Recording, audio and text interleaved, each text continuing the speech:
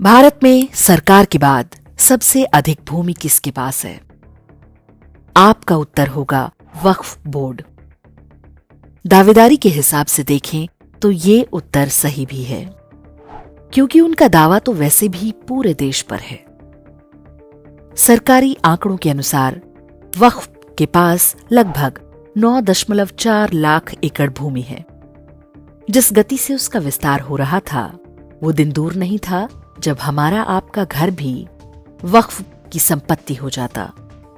मकान, खेत, मंदिर ही नहीं, संसद से लेकर न्यायालय भवनों तक पर उनकी गिद्ध दृष्टि है। देश के सौभाग्य से वक्फ का जिहाद पकड़ में आ गया, लेकिन चर्च के बारे में आज भी बहुत कम लोग जानते हैं। वास्तविक कब्जे के हिसाब से देखें तो भारत में सरकार के बाद सबसे अधिक भूमि चर्च के पास है।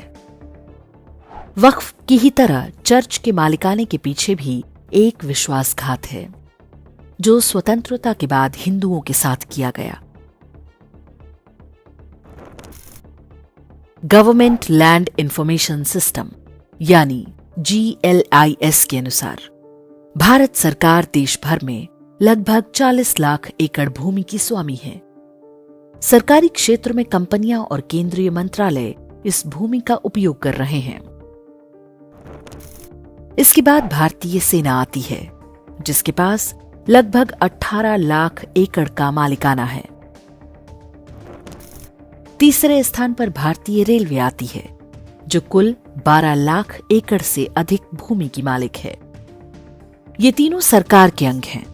इस हिसाब से भारत सरकार के पास कुल 70 लाख एकड़ भूमि है। इसे एक प्रकार से सार्वजनिक भूमि कह सकते हैं, यानी ये भूमि सभी भारतीयों की है। लेकिन सरकार के बाद नाम आता है कैथोलिक चर्च का। चर्च की जमीनों के कुल क्षेत्रफल के बारे में अलग अलग आंकड़े मिलते हैं, इसलिए हम कोई संख्या नहीं बता रहे हैं, लेकिन ये वक्फ बोर्ड से लगभग 2 गुना अधिक है। चर्च की भूमि देश के सभी क्षेत्रों में है। इनमें शहरी, ग्रामीण, पर्वतीय और वन भूमि भी सम्मिलित है। प्रश्न उठता है कि जिस देश में हजारों वर्षों से हिंदू धर्म को मानने वाले सबसे अधिक संख्या में रहते हैं, वहां मात्र 200 साल बलपूर्वक शासन करने वाले एक आक्रमणकारी मजहब के पास इतनी भूमि कहां से आ गई?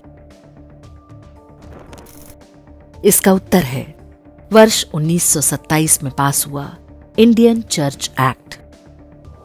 अंग्रेज जब भारत आए तो उनके साथ चर्च के पादरी भी हुआ करते थे। देश के अलग अलग हिस्सों में उन्होंने भारतीयों की जमीनें हड़पनी आरंभ कर दी, जिन पर बड़े बड़े चर्च बनाए जाने लगे। हर चर्च के आसपास एक विशाल भूमि भी खाली करा ली जाती थी। अधिकांश अनुसूचित जातियों, जनजातियों और सामान्य गरीब लोगों की पुश्तैनी जमीनें थीं। इंडियन चर्च एक्ट से अंग्रेजों ने ये सारी भूमि एक झटके में ईसाइयों के हवाले कर दी। भारतीयों से हड़प कर चर्च को भूमि देने का यह कार्य बहुत पहले से जारी था। वर्ष 1894 में अंग्रेजों ने देश के कई शहरों में प्राइम लैंड 99 वर्ष की लीज पर चर्च को दी थी। बिरसा मुंडा के उलगुलान विद्रोह का एक बड़ा कारण अंग्रेजों की ये नीति थी। स्वतंत्रता के बाद ये जमीन भारत सरकार या वास्तविक मालिकों को ट्रांसफर हो जानी चाहिए थी, लेकिन जवाहरलाल नेहरू सरकार ने इसे लेकर कोई प्रयास नहीं किया। 1993 में 99 वर्ष की ये लीज समाप्त हो चुकी है, लेकिन चर्च ने अपना कब्जा नहीं छोड़ा। चर्च इन भूमि के किराए से ही करोड़ों रुपए कमा रहा है। उदाहरण के लिए दिल्ली में YMCA और YWCA के इन भवनों को देखें। कनॉट प्लेस जैसे महंगे एरिया में ये दोनों होटल नुमा गेस्ट हाउस चल रहे हैं। यहां कई ऑफिस भी चल रहे हैं, जिनका लाखों करोड़ों रुपए का किराया आता होगा। देश के लगभग सभी बड़े शहरों में ऐसी ही प्राइम प्रॉपर्टीज चर्च के पास हैं। वर्ष 1965 में लाल बहादुर शास्त्री के समय में सरकार ने एक शासनादेश निकालकर कहा था कि ब्रिटिश सरकार द्वारा दी गई किसी भी लीज को मान्यता नहीं दी जाएगी, लेकिन इस पर कभी अमल नहीं होने पाया।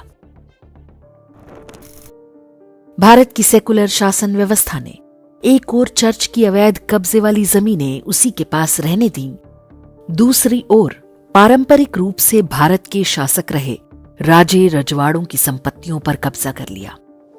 इनमें से अधिकांश वे हिंदू राजा थे जिन पर मंदिरों और गुरुकुलों की देख रेख का उत्तरदायित्व होता था। जब राजा की ही संपत्ति छीन ली गई तो वो मंदिरों की चिंता कैसे करेगा?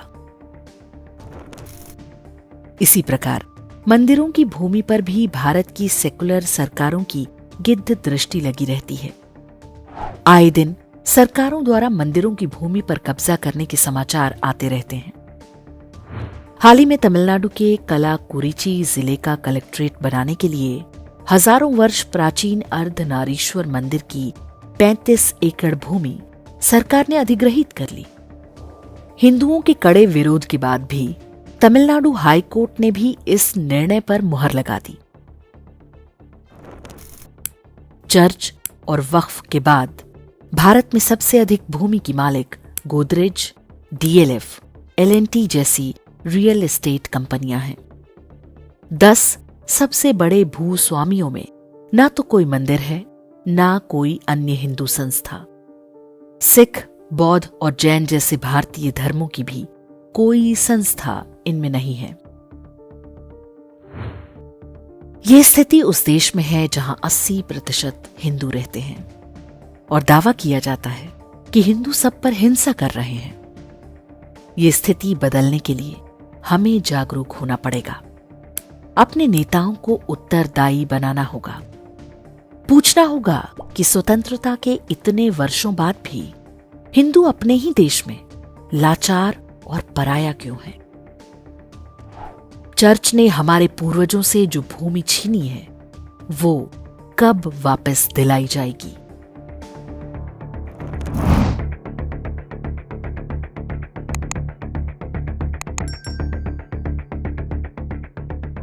इंडेक्स ऑनलाइन के वीडियो समाज को समर्पित हैं। आप इनको डाउनलोड करके जैसे चाहे वैसे प्रयोग कर सकते हैं। चाहे तो आप हमारे टेलीग्राम चैनल से जुड़ सकते हैं। वहां सारे नए पुराने वीडियो आपको मिल जाएंगे। हमारे सोशल मीडिया लिंक हर वीडियो के डिस्क्रिप्शन में होते हैं। हमारा एकमात्र उद्देश्य हिंदू समाज को जागृत और एकजुट करना है। इसमें सहभागी बने। धन्यवाद।